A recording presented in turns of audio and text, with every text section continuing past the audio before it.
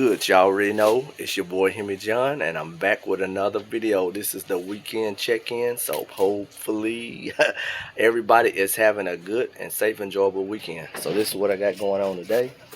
Got the fender off on my dad's work truck. Here's the old one. Had a nasty dent in it. You're gonna need to get a 10mm socket. Got Jacob up here getting a new fender. Well, it's actually one we picked up from the salvage yard.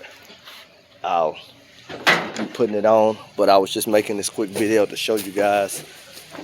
You got bolts under here,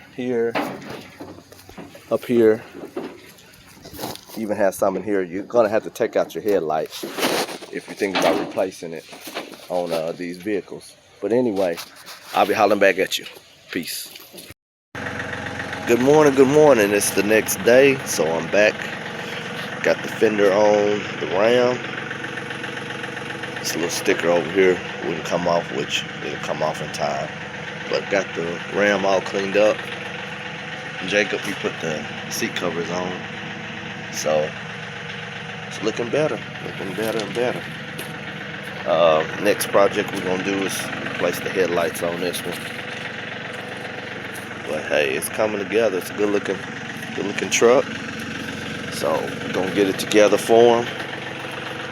With that being said, hope everybody's having a safe and enjoyable weekend.